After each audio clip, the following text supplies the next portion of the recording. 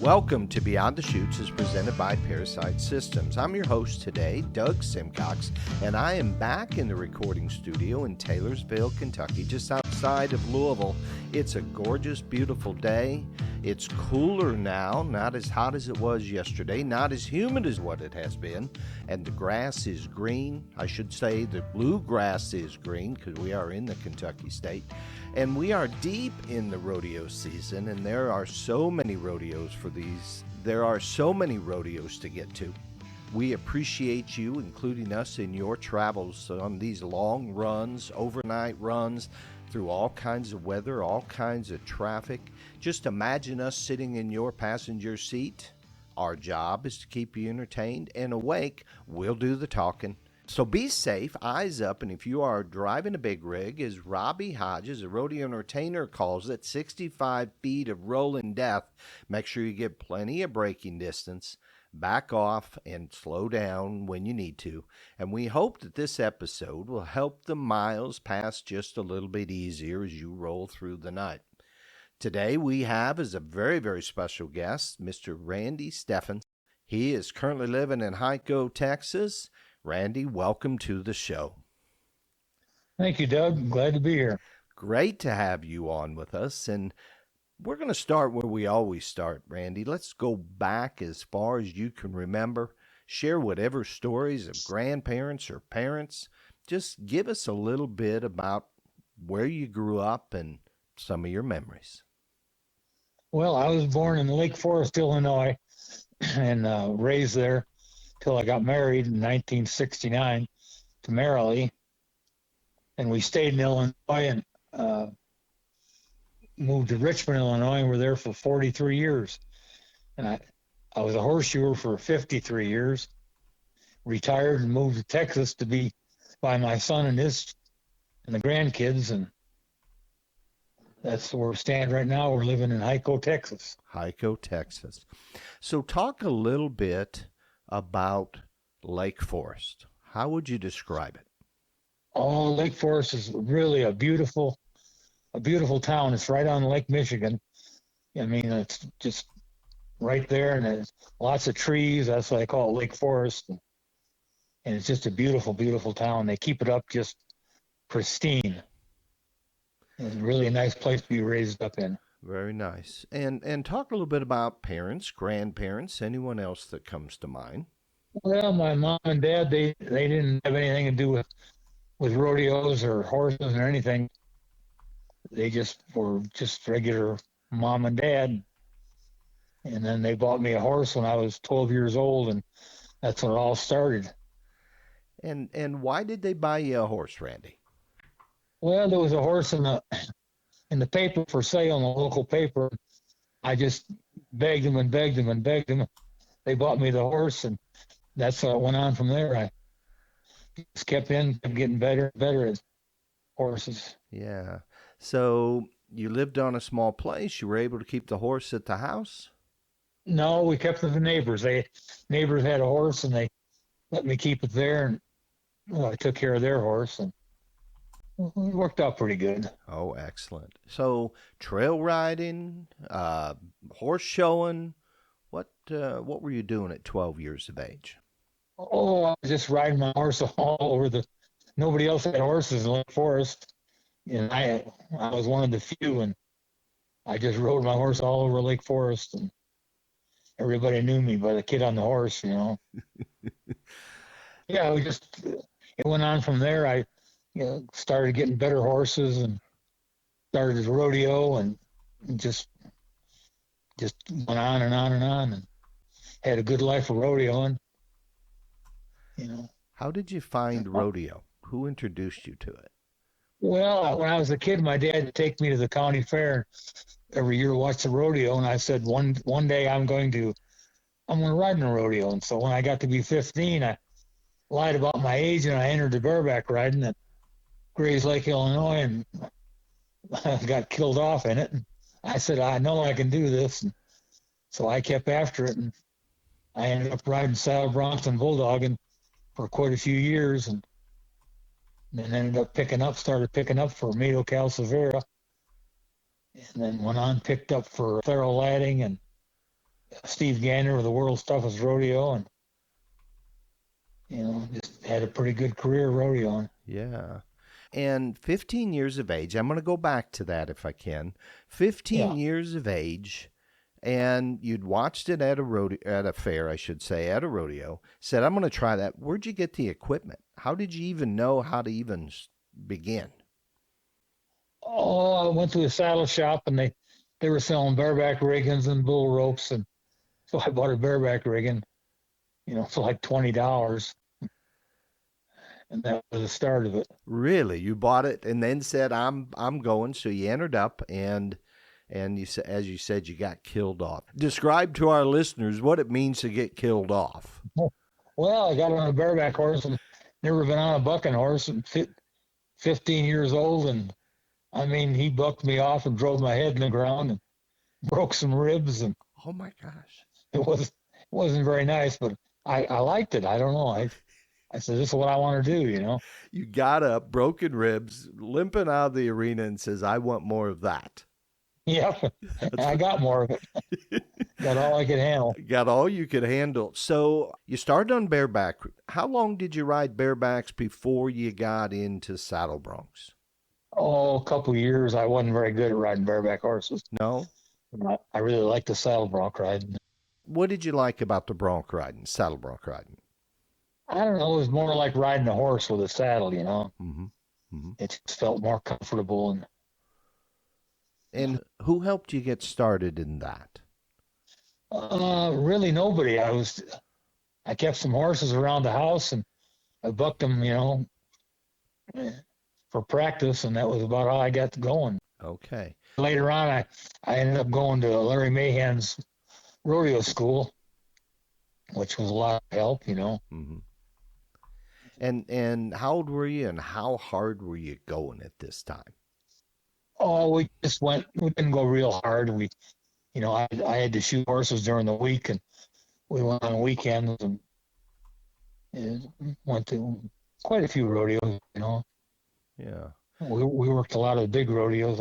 I picked up the IFR 7 times. Mm-hmm. Mm-hmm. I see that. I see that. And when did you get into bulldogging?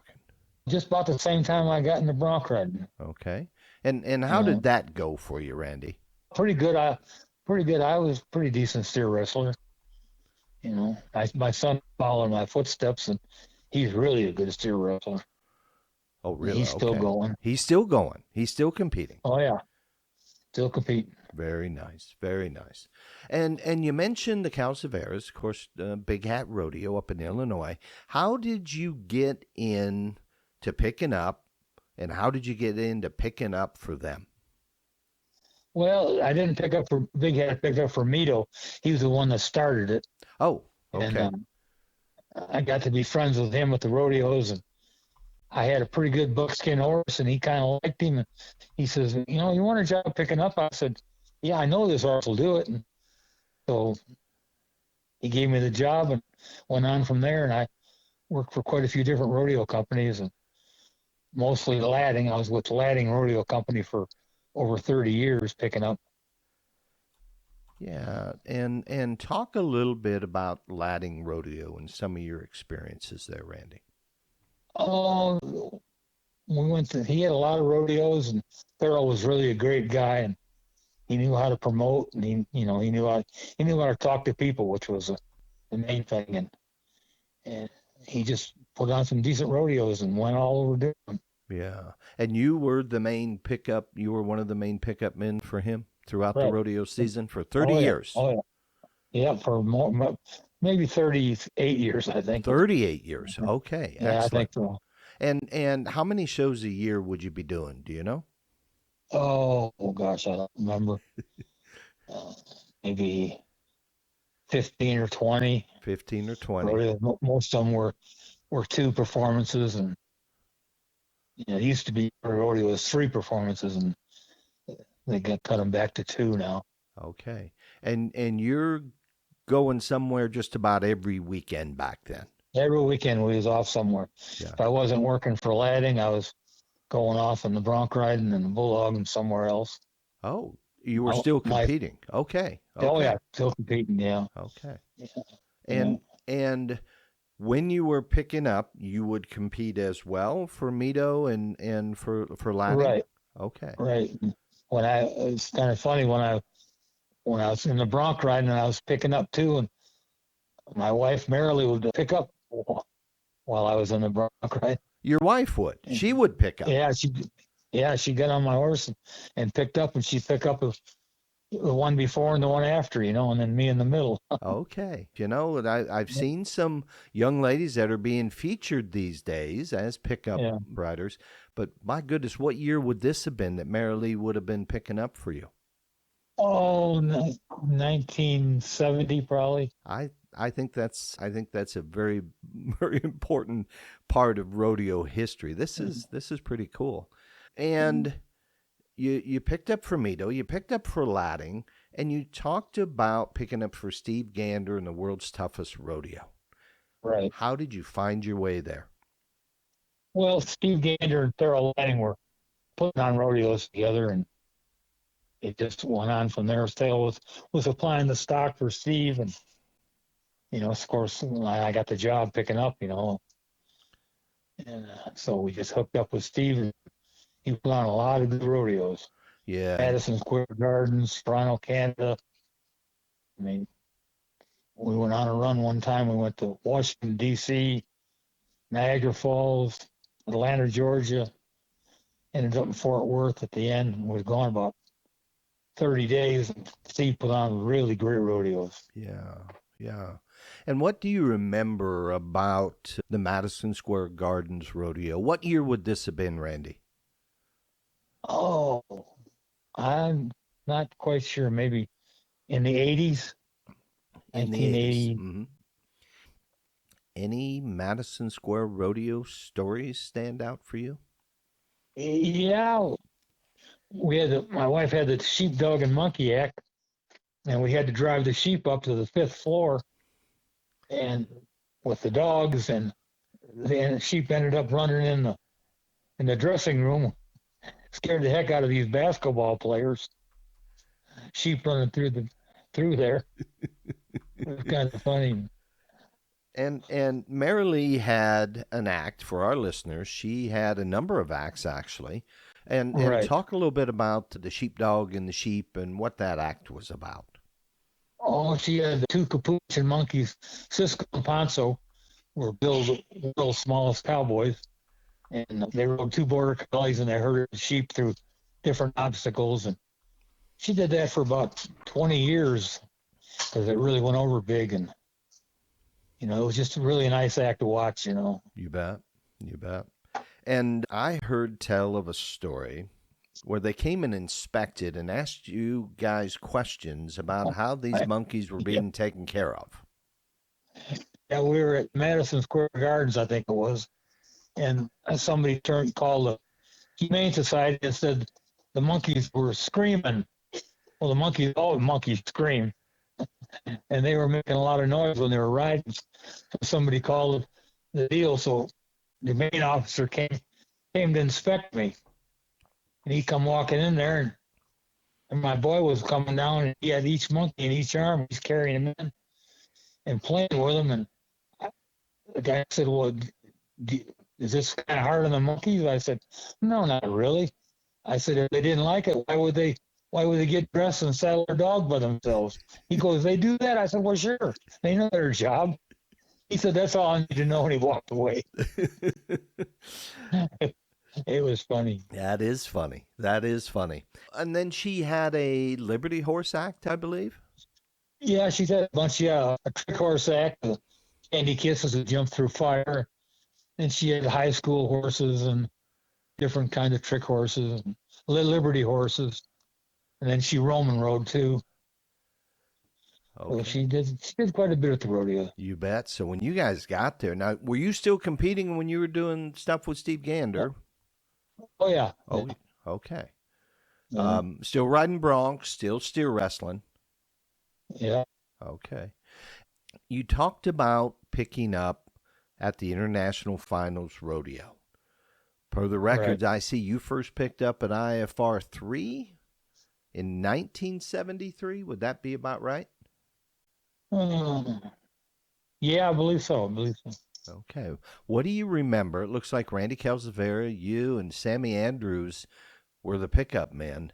What do you remember about that first IFR? Well, I remember I was a little nervous about it, because all the top cowboys are there, and they're the ones that vote you in to be the pickup man, so you didn't want to let them down. But I had a good set of horses and didn't have any problems at all, and they voted me in 7 times. And well, last time I did it, that I didn't even put in for it, and they just wrote my name in it, so They wrote your name I in. had to go. And It would was a lot of fun. and would that have been 1990, your last show? 1990 was the last one, yeah. Okay, okay. And like you say, you picked up a bunch of times there. Talk a little bit about your pickup horses. You said you had a good team. What do you remember about the team you had in 1973? Oh, I had a brown horse called Sid and a black horse called Brown, and then I had a bay mare, and I had about 5 pickup horses, and every one of them would really work good. I mean, I had a deal where if a horse let me down twice, he didn't get a third shot. Okay, I mean, I I, okay. I made sure they worked good, and I, you know, I didn't let them make a mistake. I mean, if they made a mistake, I had to get another one. And And they and ended up with about 6 horses that were really, really good horses. okay. And how many would you haul at a time typically for a weekend? Uh, 3 or 4. Okay, Three okay. or four. And so with your wife Marilee hauling her axe, you must have had a pretty good sized rig. Yeah, we had a big trailer with a living apartment, hauled 6 horses. Of course, we had to haul the monkeys and the sheep and the dogs too. So it was pretty loaded. Yeah, lots of going. And Yeah. Yeah. back to the pickup horses, you said if they let you down or made a mistake, what could a mistake look like on a given weekend? Well, if they didn't want to run, if they cut out, you go to pick somebody up and they shy away or something, or you don't want that. You want a horse that'll go in there and stay. And if the horses started cheating you like that, well, then I couldn't put up with them. You bet. You And bet. that's why I ended up with some such good horses. Okay. And did you train your own horses, Randy? Yeah, trained them all. Yeah, I did. We trained all our own trick horses, all our own pickup horses. And doing all this training, doing all this traveling, and all the time it takes to get ready to go down the road. I mean, just on a given weekend before you even leave the house. Oh And yeah, and you're showing, or I'm sorry, you're shoeing horses at this time also. right. All week long, Sean. How did you balance it all? I mean, crazy times. Well, I was young then, and you could do it. You craved it. Yeah. Looked forward to it. Okay. And what, as you went on through I see that you picked up at IFR 11, which was being 1981, and you went on a 4-year run, 81, 82, 83, 84. What do you remember about maybe the competitors or the buildings, anything about those rodeos in the early 80s? Well, it started out in Tulsa, Oklahoma, and they weren't getting the crowds there, and then they ended up going to Oklahoma City, but they did a lot better. And some of the cowboys that maybe that you were picking up that at that time, any stand Oh out for yeah, you? yeah, Dan Daly, Ronnie Williams. There were two who really stand out. Okay. Dan Daly, he was a great cowboy. So was Ronnie Williams. I And talked to Dan about once a week, and Ronnie too. oh, nice, So nice. we stayed pretty good in touch, pretty much. You bet, you bet. And that's one of the things that we see a lot, Randy. Great runs, great rides. We talk about that, great memories that way. But the relationships that get created, Right. the situations that we find ourselves in, maybe it's a wreck or whatever, that really helps to strengthen those relationships. Yeah. And that's neat that you Another guy guys, I should mention was Tom Orr, the mountain man. sure, We used to rodeo with him, and he was a pretty good bronc rider. you bet. He come out of the Midwest, right? He came out of Illinois, and he went out there to Montana got that television show, The Mountain Man, done really good at it. You done really well. I talk to him every once in a while. That's cool. That's He's cool. still the same guy. You bet. And Marlon Harris, I think you talk to him every so Oh, often. Marlon, what a great guy! Yeah, picked him up a million times. We once took a ship to Puerto Rico to do a 30-day tour in San Juan. We spent 30 days or 2 weeks in San Juan and 2 weeks in Mayaguez, the other side of the island, and we rodeoed every day for 30 days. Andy Camp from New York set it up, and it was interesting. It was different. Took 4 days to get there on the boat. Had the horses on the boat and the dogs and the monkeys, and merrily flew over there with the crew. And I stayed with the ship and got over there. And one thing is really funny about the second day I was on there, I heard sirens blowing, and I walked out on the deck, and this was a big ship. I mean, all like 400 containers. And there's 2 lifeboats, and they were both going down to the water and had all the crew members in it. And I thought, oh boy. I leaned over and I'm hollering at these guys. Hey, you forgot me. And they're laughing like heck. Well, they hit the water and come back up. And they're all laughing. They said, oh, don't worry, it's just a drill. We do it every other day. I thought, oh man, I'm going down with the ship, you know? Yeah. Could have queued you in, couldn't they? They could have included you in that little. Before. Yeah, you think it said, let me know, you know? Yeah. It was kind of neat story. That is cool. That is cool. So Andy Camp out of New York, right, puts on this rodeo for 30 days in Puerto Rico. What was there a sanctioning body? How do you remember how that all got started? Well, Andy did a lot of rodeos out east, and he had the Double R Rodeo Company, and I don't know how he got into that deal, but you know, it wasn't sanctioned. It was just open rodeo, and what it was a Wild West show. You know, everybody did the same thing every night. You know, I was a pickup man and had the bulldog steer every night, and merrily did the acts along with Lenore Rowe, and Bobby Rowe was there. He was the arena director, and Lenore and merrily did all the acts. So it was a lot of fun doing that. Who was your announcer? Who were maybe your rodeo officials? Just some names. Boy, it's been so long ago, I can't remember. I knew the rodeo announcer really well. Matter of fact, I sold him a monkey after we got home. He wanted a monkey when I started his own act, but I can't remember his name. And that was back in 85. 1985, okay. And how many cowboys, cowgirls went with you? Oh, there was probably 20-some. And they all would go to the motel at night, get on a bus and go to the motel. And I was the only one that stayed, Marilyn and I and Wade, the only ones that got to stay there. We kind of kept an eye on everything. Because we had our truck and trailer and camper there, so that's why we stayed at the rodeo ground. Oh, you did? Your truck and trailer? Yeah. They put that on the ship and took that with you? Oh, yeah. I drove that 6-horse trailer with a living apartment on the ship, and had all my horses in it and everything we needed, and I was the only one that took a vehicle over there. Okay.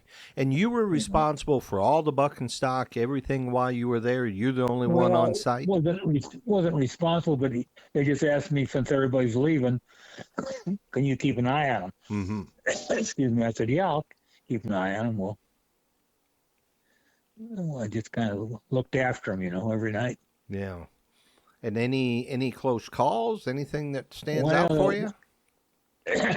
One night we got a little kid, 12-year-old boy that we made good friends with from Puerto Rico, and he couldn't speak English, but he come banging on the door about 2 o'clock in the morning, and he said, the bandits, he said, they're stealing horses. And I went, oh boy. So I went outside, and sure enough, they got all the bucking horses, and they're going down the road with them. About 6 or 7 bandits, I call them. That's what he called them. They were chasing these horses down the road, about 20 head of bucking horses. Oh, wow. So I jumped on my pickup horse, bareback, and I took off after him. I had a pistol, and I started shooting the pistol in the air and whooping and hollering. All of a sudden, they just scattered and went to the woods. Okay. And I got around the horses, and I don't know how I ever did it, but I brought them all back and put them right back in the pen. All by yourself?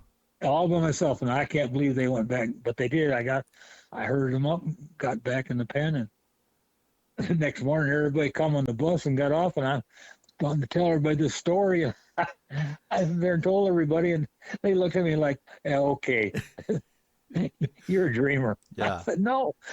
I said, ask Marilee, ask Wade. Well, it really happened, but nobody believed it, Okay. And you But you that was go. kind of exciting. That is exciting. 12. Thank goodness for the 12-year-old young boy that gave you Yeah, a hand and said, "Look out." yeah, he was. I don't know. He wanted to go home with us, and we got ready to leave. And he said, "I go with you. I go with you." And we can't take you. You got a family. No, he said, "I got no family." Oh wow. And I really kind of wanted to take him, but Yeah. that wouldn't have been a very good idea. But he was really a nice kid. Oh wow. Helped us every day, and I often wonder what happened to him. Yeah. More of the relationships we talk about, right? Any fun stuff or challenging stuff or bad wrecks, picking up or steer wrestling. I broke my leg at 6 places one time in the bronc riding. Holy cow! How'd you That do that? wasn't much fun. Got hung up in the stirrup. Oh my goodness! So you were hung up for a bit then.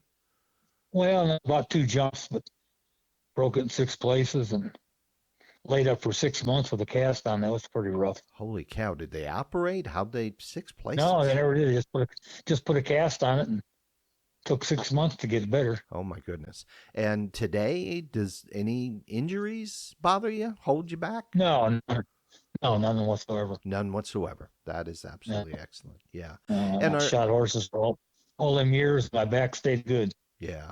And you've Most retired. guys didn't last that long. Yeah, for sure. I can see that. And did the horseshoeing keep you in condition that helped rodeo? Oh yeah, yeah. You got to be in shape to shoot horses because it's a lot of strenuous hard work on your muscles. Yeah. What But, muscles, but and I think this first time we've talked to somebody that's a farrier, I see people doing it, man, bending over and so forth. What muscles does it really work? well, your legs got to be strong. Hmm. Be able to hold them and be able to move with them, and of course, you got to have a good back. If you got a bad back, this is not going to work. But the most pressure's on your legs, Okay. I think. Okay. And how did you get into shoeing? Well, I wanted to be a vet or horseshoer, and that veterinarian looked like it was too much schooling for me because I wasn't much on schooling. Yeah. So I decided to shoe horses, and I worked for a guy for 6 months, was his apprentice. And then after 6 months, I went on my own and ended up getting a lot of work, and I went on from there and lasted a long time. Oh, wow. Yeah, you said, was it 38 years you shoed? 3 years for shoeing. 53 years. My Yeah, that's a goodness. long time. That is a long, long time. And did you mostly do pleasure horses, rodeo horse, competitive horses? I did everything. I did quarter horses, show horses, saddlebreds. I was into saddlebreds for a while Oh, wow. with the big feet, and Yeah. just whatever horse was, I'd shoe it. So you're competing and you're horseshoeing. Didn't that go through your mind, man, if I get hurt here or there, and I know you did get hurt, did you think about that? No, I didn't want to think about it. I mean, in the back of my mind, I knew you could get hurt rodeoing, Yeah. and then you wouldn't be able to work. But I loved rodeo so much, I just went on with it. Yeah. And back in high school, 15, you start riding barebacks. Were you in any athletics in school, basketball, anything? No, I played football for a while in high school. That was about it. Okay. Okay. And rodeo simply caught your attention. Yep, I was really like to go to rodeos, like watching them, and I said, man, I got to do this, and Yeah. I ended up doing it. You ended up doing it, and you did it a long, long time. I didn't have any help when I started. I had to learn everything myself. Yeah, yeah, I can appreciate that. And, in today's day and age, a lot of rodeo schools out there. Did you ever jump in with a crew like Jack Wiseman or Rob McDonald or some of these other crews running up and down the road? Well, I jumped in with Tom Orr once in a while. We 3, 4, 5 of us to go off rodeo for the week. And that was typically through the Midwest. How far afield would you get? Oh, down through Missouri and maybe Oklahoma and up to Minnesota and Wisconsin. My son Wade ended up traveling with Jack Wiseman before Jack passed away, and he went with him for a couple of years. Okay. And Wade, you said your son is still competing today. Right? Yeah, he's 45. He'll be Still 45. bulldogging. They were bulldogging last night. We live right next door to them. Yeah. They were practicing last night. We went and I watched them. Yeah. And are you coaching these days? Is there ever an No, interest to say, let me go try this again? no interest in trying it again. Yeah. But as far as coaching, the things have changed so much on how they do everything, and I was old school, and those techniques nowadays don't work, What were some of the techniques, or what are they doing different today? Well, just knowing, and like in the bulldogging, they study the cattle, and they know what the cattle are going to do, and how fast you can be on one. And, and it's same with the bucking horses. They know what the horse is going to do, and in advance. Yeah, yeah. And you picked up for Mito Calcavera, and Right. And that's different than Big Hat. Yeah. Well, Mito was the founder of the Bar M Rodeo Company. He started it out in the 1920s, and then when Mito died, his brother Rudy took over the rodeo company, and that became Big Hat Rodeo Company. Okay. And that's what went on from there. Okay. So talk a little bit about Mito Calcavera. Oh, Mito was really a good guy, but he was pretty rough around the edges. I mean, he did a lot of hollering and screaming, but didn't seem to bother him. But everybody liked him. And broncs that he had back in those days, any that really stood out for you?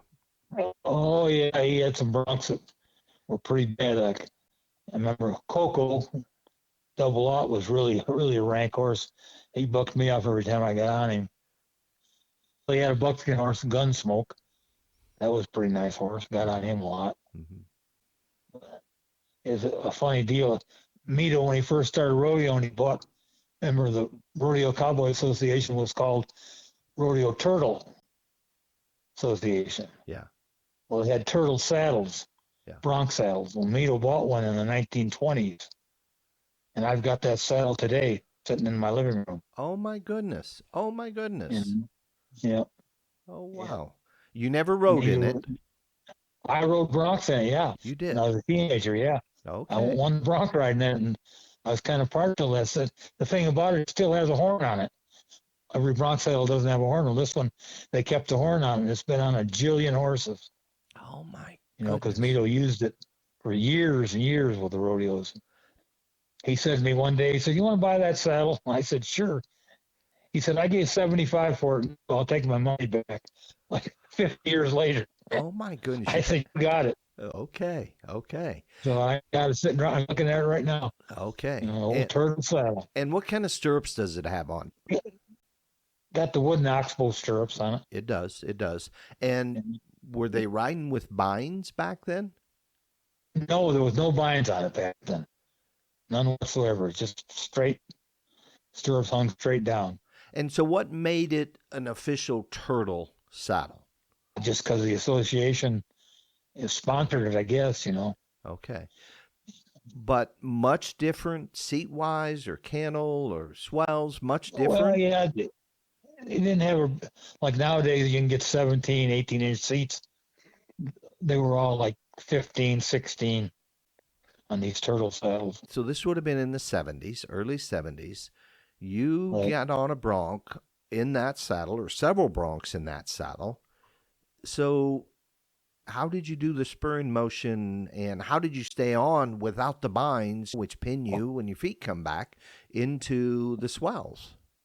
Well, it's really hard to explain, but there was a lot of guys before me that rode that saddle, and won a lot of money in it without any binds. The first time I entered a saddle bronc riding, Leo brought the saddle to me, and he said, "Here," I said, "It's got a horn on it." I said, "I don't ride that."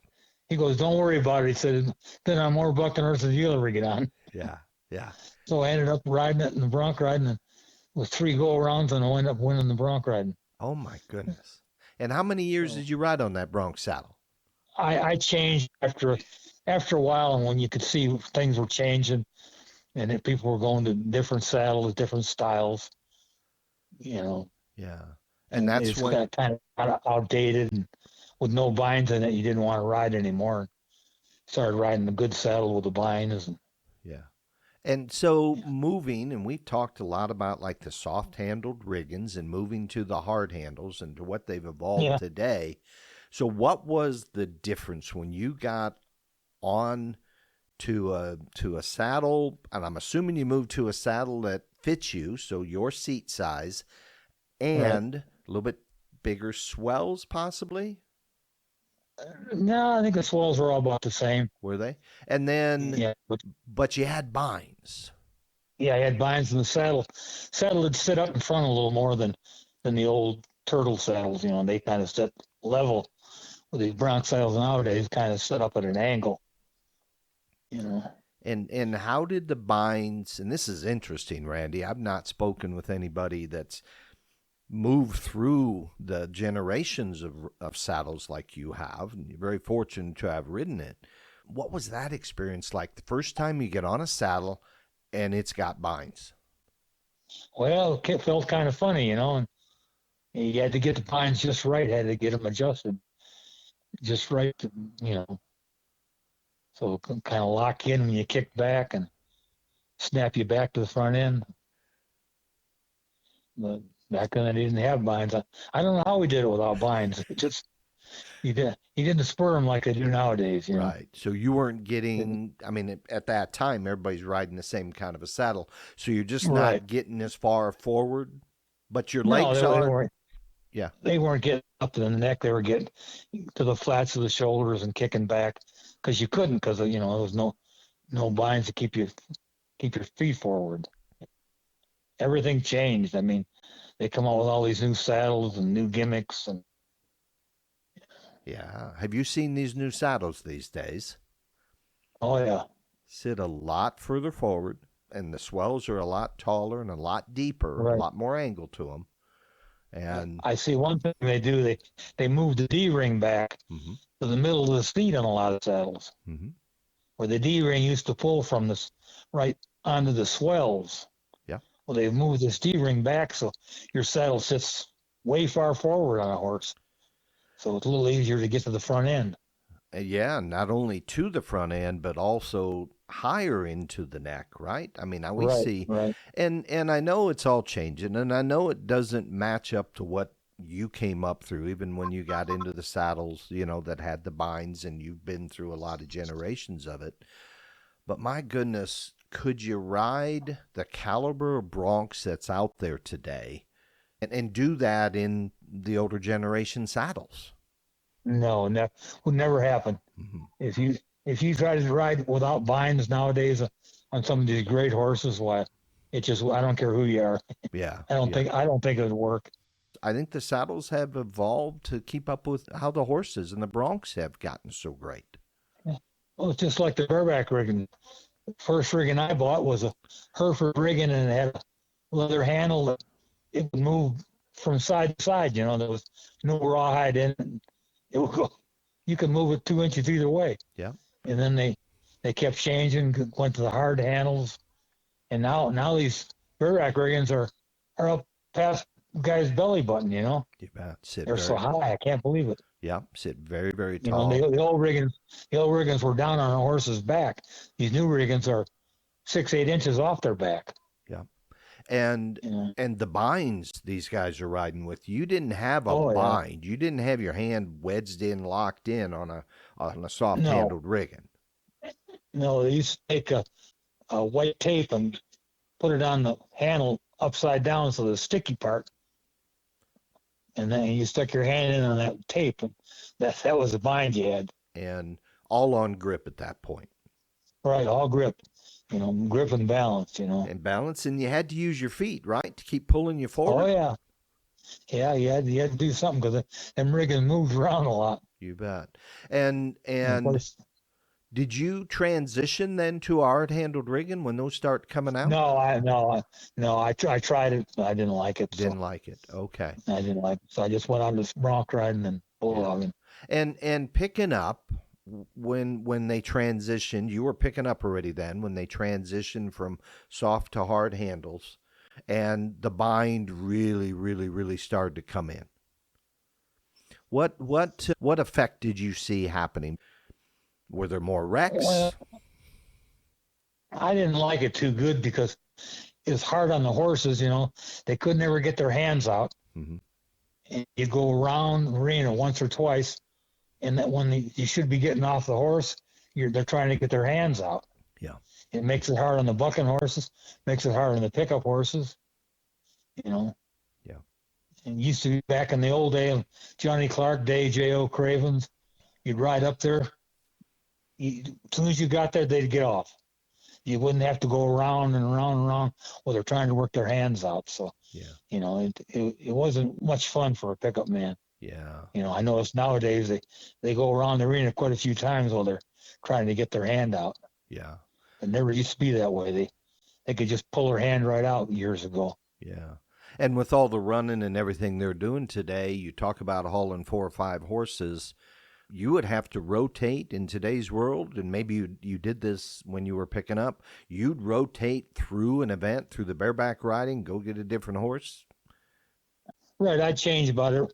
Like when I worked the finals, they'd buck 15 horses. Well, I'd use 3 different horses. Oh wow! I Through took like 5. so you would through 15 barebacks. How many times would you swap out in a go round? Well, it depends on how my horse felt, but 2 for sure. Hmm. Sometimes 3, but yeah. Yeah. And when you started picking up IFR number 3, 1973, there were 3 pickup men. You, Right. Randy Calzavera, Sammy Andrews. How was that different? Because I'm assuming before that it was typically just 2 of you picking up. Right.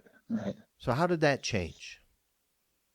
Oh, I never liked the 3 pickup man deal. Hmm. I liked the 2 pickup man because you knew where the other guy was all the time, and he knew where you were at, and it just worked out so much better. But I see like a lot of them, 4 or 6 pickup men out there, Yeah, yeah, we like watched a Cheyenne Cheyenne. and stuff You like that. bet. You bet. Well, they got to do that because they buck so many of them, and the arena's so big. Yeah, yeah. Well, you got to have extra horses to give them a break. You bet. You bet. So, what were you looking for in a pickup horse? What was your ideal pickup horse, and did you have one? Well, everybody talked about they got to be big and stout. Well, that never bothered me. I like the little horse as good as a big horse as long as he had the heart. You had to have a horse with a lot of run. He had to run off your hand. You didn't want one you had to keep spurring or kicking or to get going. You wanted all my horses to leave off my hand and run. You had to have that. I mean, if you go to pushing a horse and trying to get him get there, that's not much fun. Yeah, You yeah. know, but I look for a horse with a lot of run, a lot of handle, good stop on them. And Hard what? to find one. Yeah. How do you train a horse to run into the places you're trying to send him into a bucking horse with a guy moving his Oh, feet? you just got to try it. Some horses, I've tried some horses, you couldn't get them anywhere near a bucking horse. And then some horses kind of liked it. Mhm. But I found out when you start a pickup horse, if you start them saddle broncs, you'd ride in there and you dally the saddle bronc. Well, he'd have to stay next to the bucking horse. Yeah. And the horse would learn that, hey, this ain't so bad. Okay. When they go into a bareback horse, you can't really stay there that long. You bet. You But bet. when you hook a saddle bronc up, you're there, and your horse feels more comfortable. That's how I always start them in the bronc riding. And when you had 2 pickup men, and this is, back going down just weekends, every weekend, you have 2 of you guys picking up. you had assigned duties. Was one of you going to ride in and in the bronc riding, pick up the bronc crane, dally off like you talked? Was somebody the other one going to ride in and maybe the flank strap, trip the flank strap? What was kind of your duties? Were there assigned duties? No, you never knew. You didn't say, well, I'll do the picking up and you do the hay. You just played it by ear, and depending on where the bucking horse was at the time, the whistle blows. Maybe I wasn't there in that position, and the other guy was. Well, then, we didn't try to. Well, I'm going to do all this.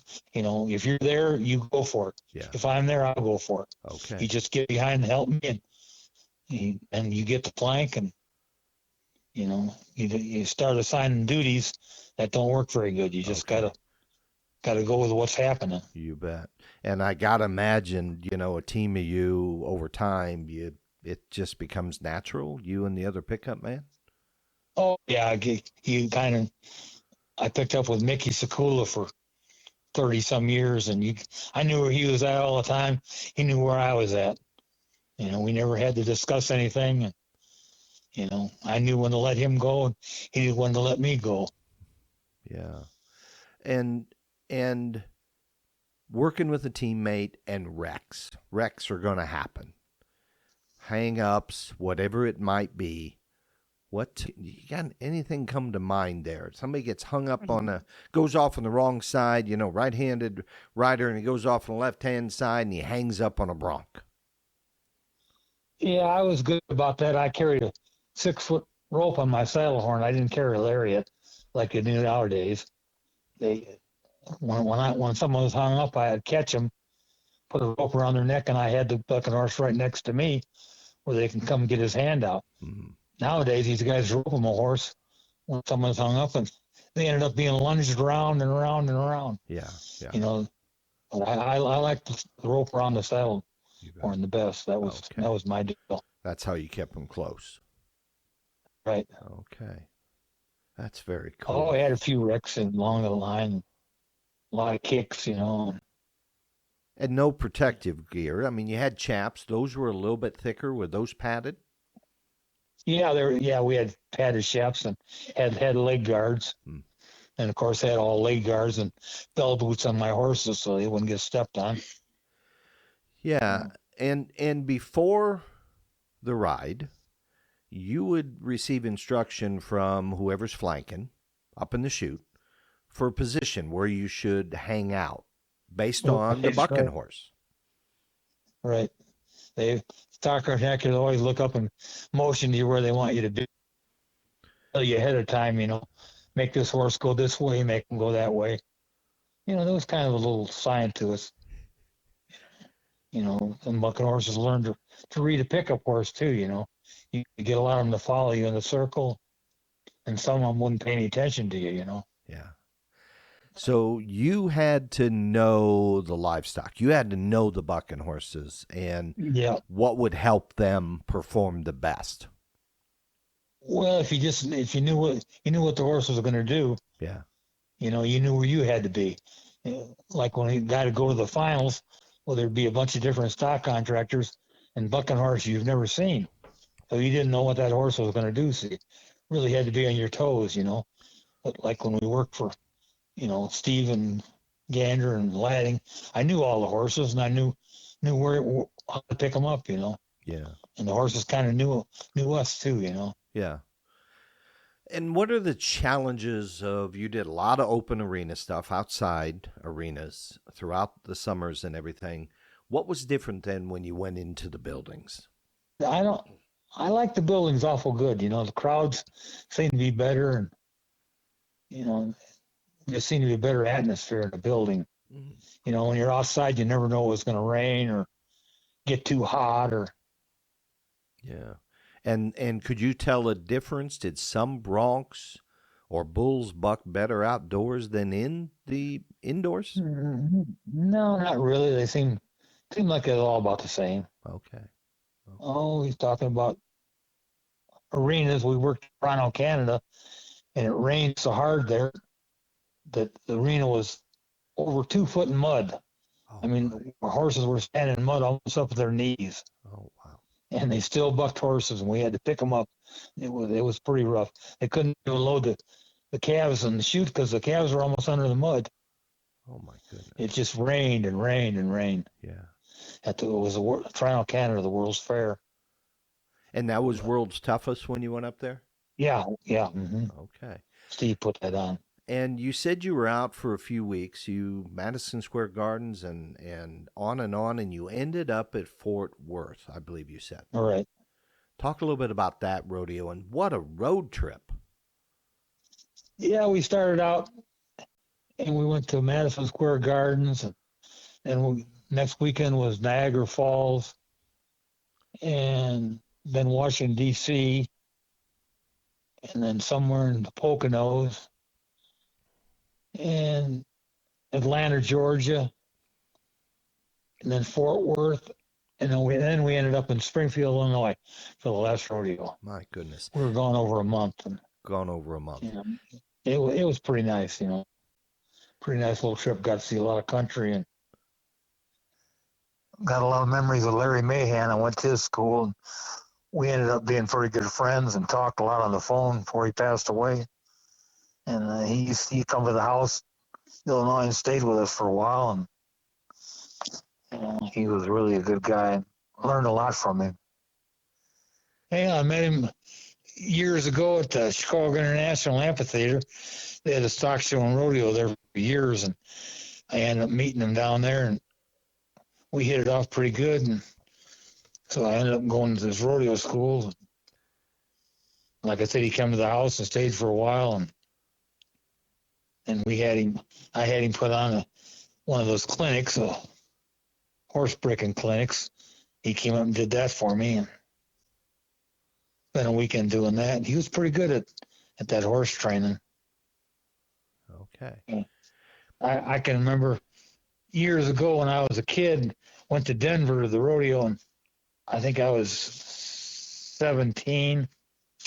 Larry was 19. He was sitting on his saddle, working his saddle, and I was sitting on the fence there. And Casey Tibbs walks up and sits next to me, and he points at that Mahan. He says, he said, nobody knows this kid, but he's going to make it someday.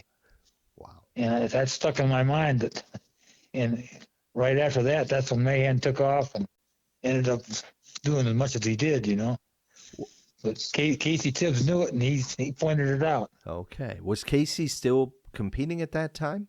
No, he was just there. Okay. But And it was pretty nice to be able to talk to him, oh, that's huge. And what did you think of Casey? Oh, he was a pretty good guy. I didn't have much to do with him. I just talked to him that short time, but he was really, really friendly. He was a cowboy's cowboy. Yeah. We had an opportunity to go. We were in Pierre, South Dakota a few years ago, and had an opportunity to go to the South Dakota Hall of Fame there, the Rodeo Hall of Fame. And, okay. Man, yeah. And they had a display on him, and just what an interesting, and he come from that area. Right. So just an interesting person. Yeah. Little things like that stick in your mind, Oh, yeah. I mean, a rodeo great like that comes and talks to you. Yeah. Just a regular down-to-earth guy? Yeah. Man, he was a down-to-earth guy. You could call him on the phone, and he'd just, whatever he's doing, he'd stop doing and talk to you. And, he was busy. Larry, when he was down here in Texas, before he passed away, he had over 100 head of horses. Holy cow. Okay. And had that many longhorn cattle. Wow. And Larry called me up one time. He says, "Come on down." He said, "We'll saddle up and go round these cattle up." I says, "Then what?" He says, "We'll just turn them loose and herd them up again." We get to be cowboys. Yeah. He said, "We'll just play cowboy for a while." Oh, that is so neat. That is so He had neat. over 100 head of horses. He was a great horseman. And People don't realize, they think of Larry Mahan as just a rodeo cowboy, but he was a great horseman. He knew how to break horses and how to really do things with them. And he was into cutting horses too, wasn't he? He was into cutting horses for a long time and did pretty good, but he told me that he said he got disenchanted with the cutting horses because they were starting them too young, and he said he didn't like that. He said he liked to see a horse grow up before they put that much on him. So he kind of got out of the cutting. Wow. Wow. And he was pretty good at everything he did. He was good at. You bet. Oh my goodness, yes. Yeah. And really was one of the first businessmen of rodeo. Oh yeah, he was a businessman. Yeah, he started that clothing company and boot company, and been all over the world. And he treated his competition that way, right? I mean, as a Right. business, what I do, what I rodeo, that's my business. Right, exactly. Yeah. And did you ever have a conversation with him about rodeo mindset or anything like that, Randy? No, he used to tell you about you should eat, sleep, and drink it. I can remember we'd be at a restaurant eating, and under the table he'd have his toes turned out, and you could see him working his toes, turning out, turning out, turning out. And I said, "What are you doing?" He said, "I eat, sleep, and drink. My toes turned out." He says, "There ain't a time of day that I don't turn my toes out." He said, "You got. That's where the money is." Yeah. Wow. I mean, he was really, really into that. Riding perfect. That is so cool. I'm glad you were able to meet him, and I'm glad you were able to hang out with him. It sounds like Yeah, he was a great guy. Yeah. And meeting Great Casey Tibbs. Did you ever meet Jim Shoulders? Yeah, Jim Shoulders rodeoed with us at the World's Toughest Rodeo. They had him there for the light beer, was a sponsor, and he had his bull there. And he got introduced every rodeo. And he just rode around the arena, and they tribute to Jim Shoulders. He was a pretty decent guy. Yeah. Not like Larry Mahan, but And a picture that I have on my wall, Tom Woods took. So it would have been like the late 70s, early 80s. And it's a picture of Jim Shoulders at the International Finals Rodeo. right. Behind the chutes or whatever. He's got gray hair at that point. But what a great picture. Anything else you can think of, Randy? Well, should talk about John Wayne's horse Dollar. My goodness, yes. Talk about John Wayne's. Okay, go ahead. Well, John Wayne had Dollar that he rode in the last 5 movies he was in, with his own personal horse. Well, after John died, Steve Gander bought Dollar, and he brought him to the rodeos and all the indoor rodeos. And my job was to lead him around under spotlight while John Wayne talked and gave a tribute to him. And that was pretty emotional, pretty exciting, to leading John Wayne's horse around. Wow. Under spotlight. It was probably one of the highlights of my life. Wow, that is so cool. And how would you describe Dollar? Oh, he's a great horse. We were at Madison Square Gardens, and I don't know why I did it, but I took the banner off the back that said John Wayne's horse, and I got on him. I went out there and started picking up on him. On Dollar? On Dollar. And, he worked so good. It was really nice, really well picked up really great. And Steve, he come to me and he says, he said, it took quite a guy to do something like that. He said, you like that horse that much, you just take him home and you take care of him. He says, because I don't know anybody that would have done that. Went out there and started picking up on a high-priced John Wayne horse. Did you take him home? Did you take him up on it? I took him home. So he says, take him home and you take care of him. Oh, my goodness. He said, so I took him home. We had him all summer long, and we had a lot of fun. I rode him around, and my wife rode him, and my son rode him. And it was kind of cool. You could watch a John Wayne movie and look out the window and see the horse in the lot right outside the window. So what year this would have been? Early 80s? Early 80s, yeah. And how old was Dollar when you got him? I believe he was about 14 or 15. That's all. Okay. And what's the backstory on Dollar? Where'd he come from? Well, I don't have any idea. Okay. I don't. He was supplied by one of the cowboys that's applying for the rodeos or for the movies, and I guess John Wayne took a liking to him, and he ended up buying them. And the story I got was his own personal horse, and Wow. you know, How would you he describe rode him him? most of Height, how. how tall was he? What did he weigh? What did he look like? All Oh, that. he's a big chestnut horse. Weighed about, I bet he weighed 1150, 1200. Stood 15.2. He was a big horse. Big horse. Really nice to be around. I mean, he'd stand there all day long. Of course, they had to do that with the movies, stand around a lot. And he just nothing bothered him, and he just a real pleasant horse to be around. And well broke. Oh, really good broken. You know. And what was his natural talent, do you think, in the rodeo arena? If you had dollar, how would you use him? Through competition, any of the events? Where would you have used him or recommended he be used? Well, I would have picked up on him, but I only did it one time. Yeah. But if I was gonna pick out a horse, he worked so good. I picked up a couple of broncs on him, and man, he was nice. And I thought, man, this is a nice horse. That's a great story. Yeah, That is incredible. Dollar. yeah. Oh, Not many people would say they picked up broncs on John Wayne's horse. I would say not. I would say Yeah, that is really cool. And they did a tribute to Dollar during the openings and such. yeah, yeah. John Wayne, he had a song he would kind of half sing and about America, Okay. and so I'd lead the horse around under spotlight, and at the end of it, I'd take off in a high lope, and the people went crazy. I mean, standing ovations when I take off with that horse and fly around the arena with Dollar, and people really, really loved it. Oh, wow. And he was on that whole tour where you went to Yeah. DC and you went to Niagara Falls and on Oh to yeah. really. Yeah, we hauled him all over. Went to all the rodeos. Wow. The only thing he had to do was just be led around the arena. And occasionally get picked up on. Yeah, just one time. One time. Probably the high point of his career. And mine too, I'll tell you what.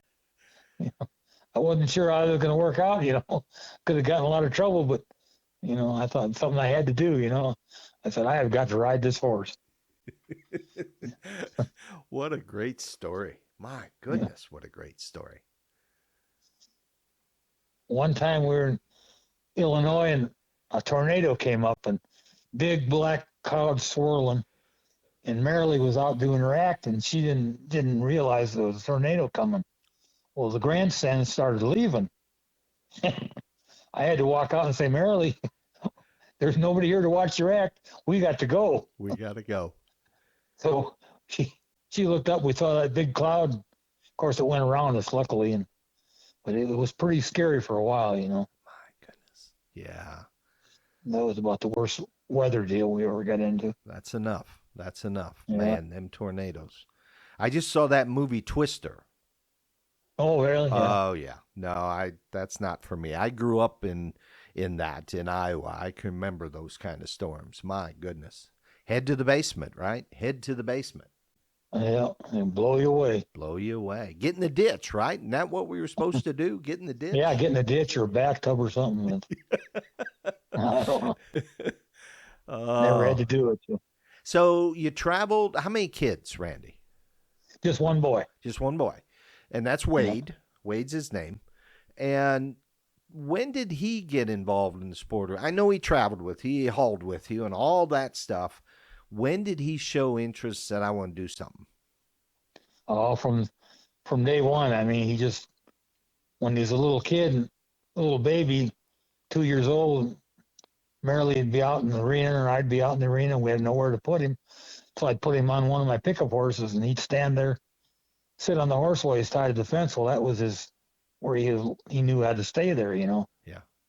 And then we could see him, keep an eye on him, and he just really wanted to rodeo. And he tried riding broncs for a while. He didn't like that. Tried steer wrestling and got really good at it. Won a lot of money on steer wrestling. Did he? Okay. Qualified for the finals?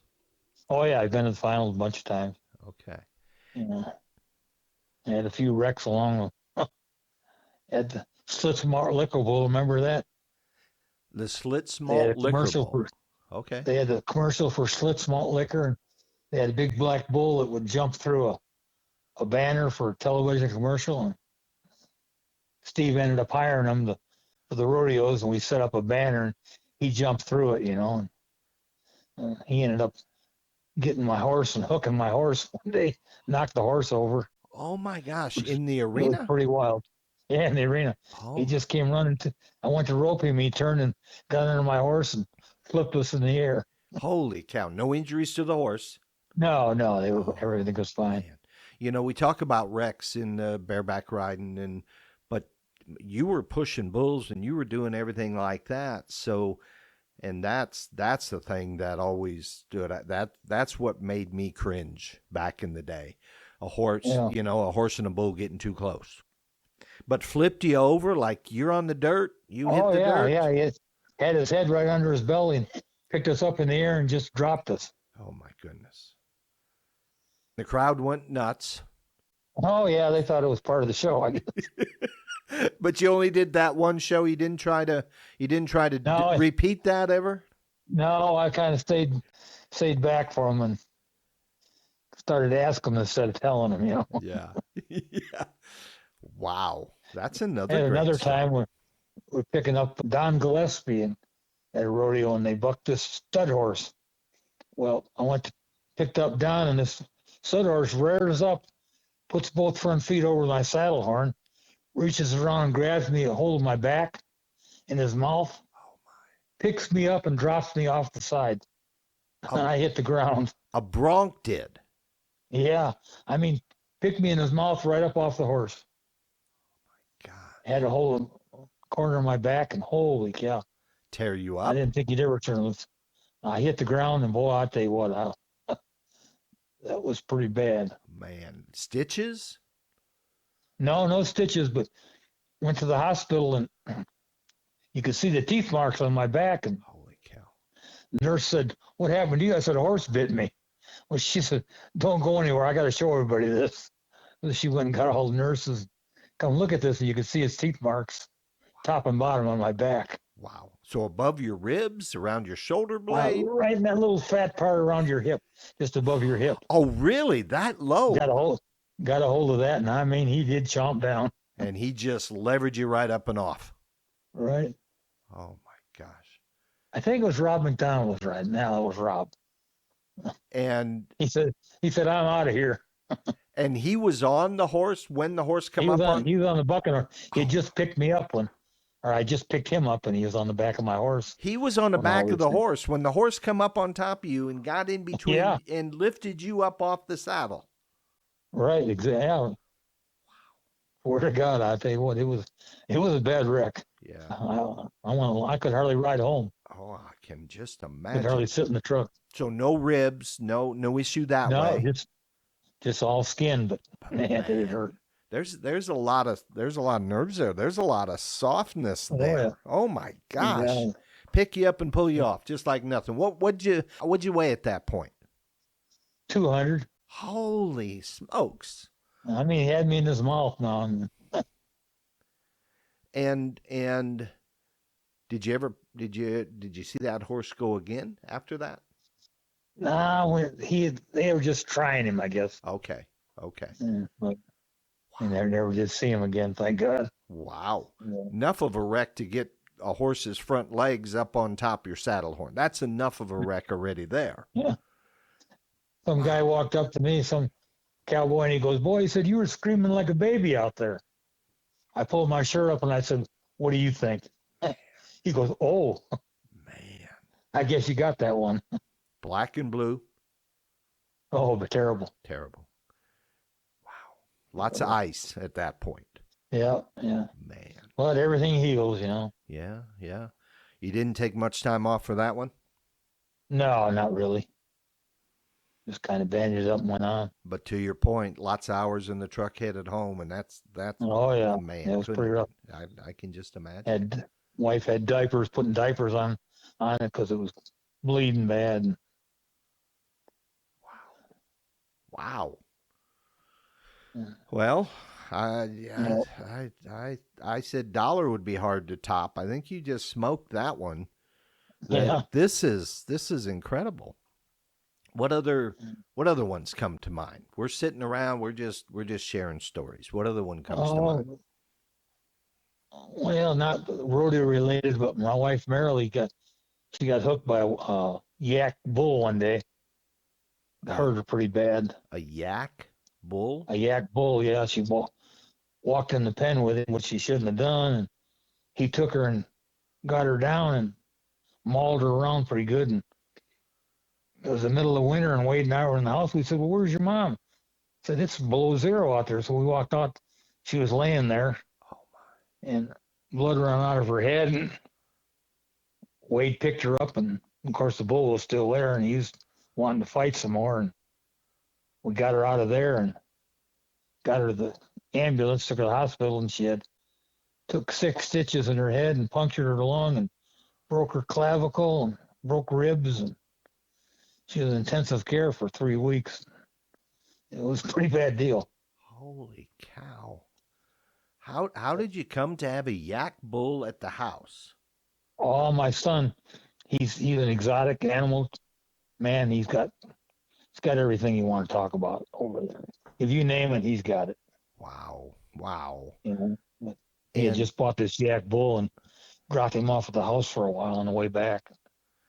any lingering effects for Mary Lee from that? No, no, she got over that pretty good. Okay, man. But to get hooked and get down, I mean, she was in the Oh, pen. yeah. I mean, he put his horns between her legs. You know how they go back and Yep. forth, back and forth. Well, she had edemas on her legs from her knees up to her crotch, just big red, where you could see where he was just rooting her with his horns. Oh my goodness. Of course, she was knocked out. She didn't know what was going on. Really? She got hit. So hit her in the head with the horn. Yeah, I would imagine. Well, she hit the concrete, I think. It's concrete. Within the concrete. She have any memories from it? No, she don't remember a thing. Doesn't remember going in the pen or why she went in the pen or No, anything. no. She had to go through it to feed. Okay. She didn't know the bull was in there, Oh. but my son picked her up, and threw him over his arm. And I said, "Is she all right?" And he goes, "Hell no, she ain't all right." Yeah. I mean, she was limp as a rag. We thought she was dead. Oh wow. We got her out of there and Wow. got an ambulance right away and took her to the hospital. Wow. A pretty scary time. That certainly is. My goodness, that certainly is. Mm-hmm. Other than that, she stayed pretty healthy. She didn't get hurt much. Good. Good. Wow. That's a big story. No, that met a lot of people in my life. A lot of different. Had dinner with Festus one time from Festus Gunsmoke. of Gunsmoke. You had dinner with Festus. Yep, at the Chicago International. He was sitting there having dinner, and I walked on by, and he said, "Hey, cowboy, come and sit with me. Have dinner with me." So I sat down and talked to him. He was a really good guy. That kind of stuck in my memory quite a bit. Boy, I'll say. You rubbed elbows with a lot of famous folks and a lot of famous horses. Oh, yeah, yeah. And what stood out for you in that conversation with Festus? What was he eating? Well, it's just that he was different then than when he was playing the role. He was just an average guy, talked just like you and I talk. Mm-hmm. He just wasn't like the same person. Yeah. He played the role and he played it really good. Yeah. And why was he at the rodeo? They did a segment on him. He rode a mule and he rode it around, and he gave a long speech about Gunsmoke and everything else. Oh, he did. Okay. Yeah, during every performance of the rodeo. I'll be darned. Isn't that something? Wow. So what other famous stars? Oh, a horse from Bonanza. Okay. he was at a rodeo one time, and I got to talking to him, and I was in the bronc riding and went to get on my horse, and he come and got in the back of the chutes, helped me saddle my horse. And bronc runner's over, and he come over the trailer, and we sat and talked, and he's a really good guy to talk to too. Now, who is this? Horse from Bonanza. Oh, the big guy. Yeah, Dan Blocker. Dan Blocker. Okay. Yeah. Okay. Yeah. And what was he doing there? Him and Lauren Green did a little skit about their show, and him and I ended up talking, and he was a pretty good guy to talk to. You rubbed elbows with a lot of famous folks, bud. Yeah. A lot of good memories. A lot of good memories, great memories, and thank you for sharing them. Thank you. Yeah.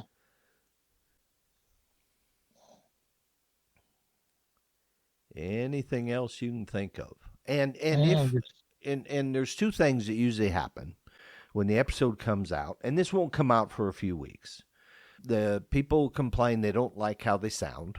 Okay, well, and the other is, I wish I'd remembered this or remembered that. And typically as you go through this, it starts to spark those memories. And that's right. That's really the whole reason we do the show, is to share the memories. And I see a lot of posts of people going, oh yeah, I remember when I was there, or I was at that rodeo when Randy got picked up off his horse, or whatever it might have been. So if you come up with a story and said, oh, I should have told you this, give me a call. So some quick fire questions here, Randy. How do you take your coffee? Cream and sugar. Cream and sugar. Okay. And what belt buckle are you wearing these days? A belt buckle I won in the steer wrestling in 1975. 1970. And why that belt buckle? Because it's the only one I ever won. Oh, okay. Okay. Good answer. And what brand of cowboy hat do you prefer? Oh, I liked American. Pretty good. Okay. Felt or straw? Oh, I wear both, Yeah. And the Resistol you were going to say? Yeah, I like Resistol pretty good. Okay.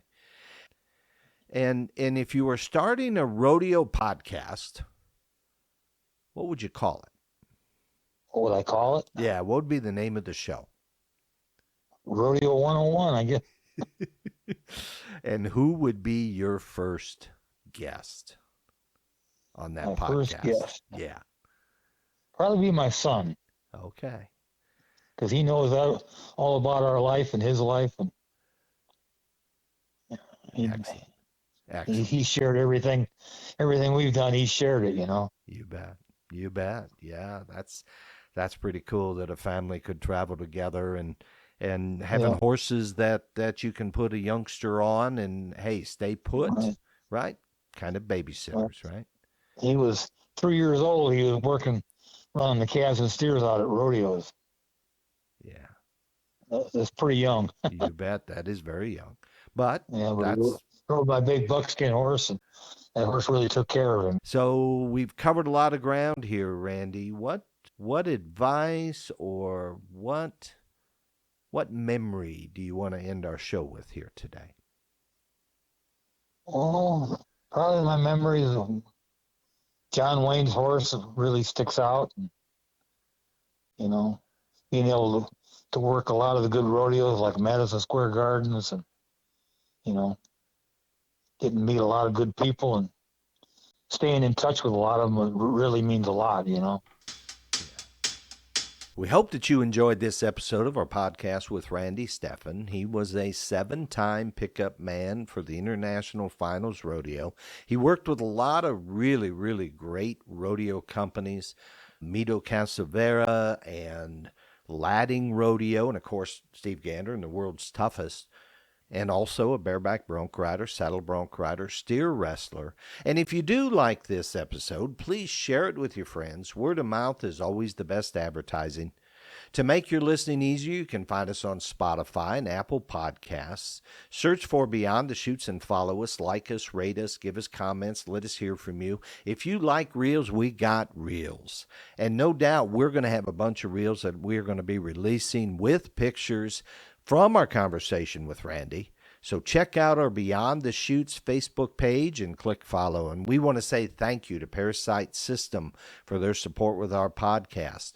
ParaSight System is a push-button parasitic diagnostic systems that your veterinary clinics are using to test for parasites in your pasture animals, horses, cattle, goats, sheep, and chickens, and now for your companion animals, your dogs and your cats. And we say keep your rodeo horses in top condition. And remember, the miles that you are driving, they are riding, every one of them. You can find ParaSight Systems at ParaSightSystems.com, and that is ParaSight, as in SIGHT. And we've got a coupon code BTC023 for 50% off your mail-in testing. I listen to a lot of podcasts about a lot of subjects. I listen to rodeo and racing and some other things. And I want to encourage you to listen to the Rodeo Roots podcast.